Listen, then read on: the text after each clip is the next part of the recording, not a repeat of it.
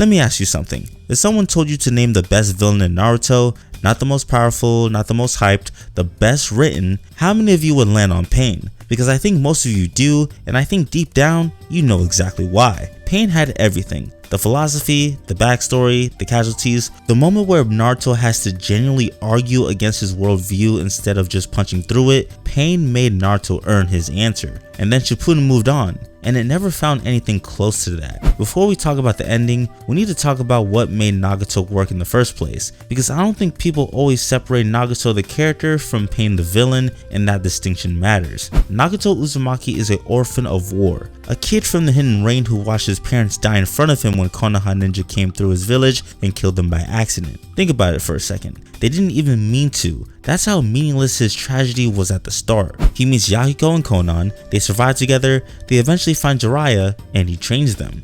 And Nagato, who carries the Rinnegan, starts believing that peace is actually possible, that cycle can end. And then the world kills Yahiko, and it uses Nagato's own hands to do it. Nagato is forced to pull the trigger on his best friend because Hanzo had Konan's life at collateral. That moment breaks him completely, and the thing is, the show earns that break. You understand exactly how a person gets from that moment to destroying a village and calling it a lesson. That's not a villain who's evil because the plot needed him to be. That's a man whose ideology calcified around genuine trauma. And when you get to the Pain arc and Nagato starts talking about war, about pain, about how the powerful always define what peace looks like, it's uncomfortable because he's not entirely wrong. That's what a great villain does. A great villain makes you do the mental work of actually disagreeing with him. The Pain arc, specifically the invasion of Konoha, is Shippuden at its most confident. Pain doesn't come to fight, he comes to demonstrate. He levels Konoha, an entire village, the village that serves as the emotional core of the entire series, and the show doesn't flinch. Kakashi dies, Hinata gets taken out of commission, Tsunade goes into a coma trying to keep everyone alive, real consequences stacking up in real time. And then Naruto shows up. Now here's the thing about the Naruto vs Pain fight that I think gets overlooked. Yes, it's a great fight visually. Yes, Naruto's Sage Mode debut is one of the best moments in the whole series, but the fight isn't actually the point. The point is what happens after. Naruto wins, defeats all 6 paths, tracks Nagato down, finds this hollowed out, wheelchair bound man who's done nothing but hurt people in the name of an ideology, and instead of finishing him off, Naruto talks to him. He tells Nagato his answer to the same question Jiraiya spent his whole life wrestling with, and Nagato believes him. And Nagato uses the last of his life to bring back everyone he killed. Think about what that scene requires. It requires that Nagato's philosophy be coherent enough that being talked out of it feels earned. It requires that Naruto's counter-argument be more than just quote-unquote believing in yourself.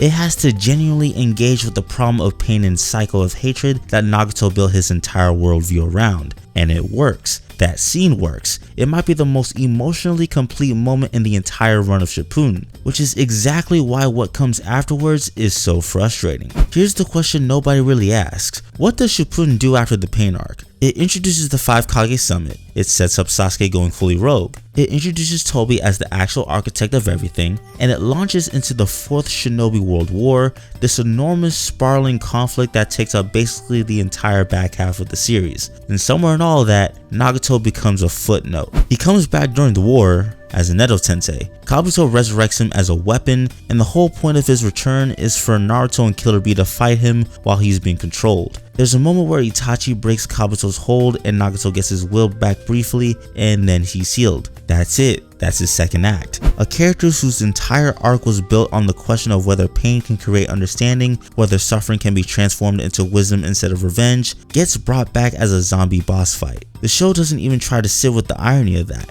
Nagato, who gave his life to redeem himself, who made the choice to believe in Naruto's answer, gets no agency in his second appearance. He's a tool, again. And I think that tells you something about what Shippuden's war arc valued. Here's where I want to be specific, because I'm not just saying that the war arc was bad, that's too easy, and it's not entirely true. The problem is that the war arc needed a villain who could match what Nagato represented, and it had 2 candidates, Obito and Madara. Obito's reveal was genuinely good. The idea that the masked man orchestrating everything was Kakashi's dead teammate, someone broken by the same system, the same war, the same cycle, that's thematically coherent with everything Nagato established. Obito should have been the final villain alongside Madara, but Kishimoto kept escalating. Obito gets pushed aside for Madara, then Madara gets pushed aside for Kaguya, a character who appears in the final arc with almost no setup, no dialogue worth remembering, no ideology to push back against. Kaguya is just power. She's a force of nature with a face.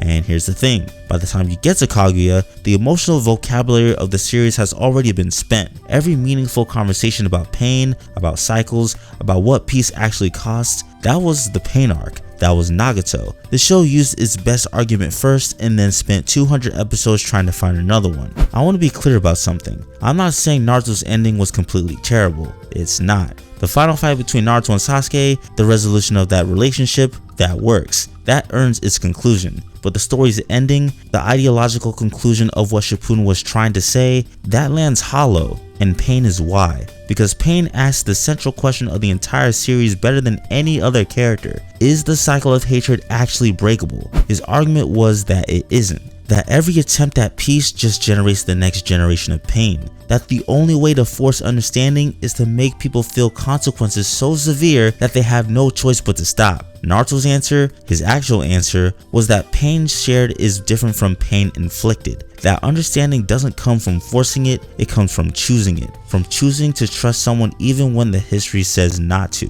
That's the real answer. That's a philosophically defensible position, and the show earned it by having Nagato actually be moved by it. But then for the rest of the series, the show doesn't use that answer. It keeps introducing bigger threats that don't care about that ideology at all. Madara doesn't want peace on different terms, he wants to put everyone in a dream. Kaguya doesn't want anything coherent. The final conflicts aren't about the cycle of hatred anymore, they're about power levels. Pain set up a conversation that Shippuden's ending never came back to finish. There's a version of Shippuden where the Pain arc is the midpoint pivot, the moment where the show defines its central argument, and everything after it tests and complicates that argument until the finale resolves it definitively. That's not the show we got. We got the Pain arc, and then we got a show that kept trying to one-up itself in scale until it lost track of what it was actually saying. And that's not Nagato's fault. If anything, it's the opposite. Pain was too well written. He asked too good of a question. He set a bar that the rest of the series couldn't clear, not because the ideas ran out, but because the show stopped reaching for them.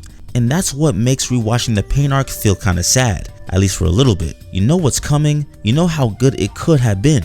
Nagato deserved a better ending than the one Shippuden gave him, and honestly, so did we. If you haven't done so already, go rewatch the Pain arc. Not for the fights, for the conversation. I'll see you in the next one. Peace.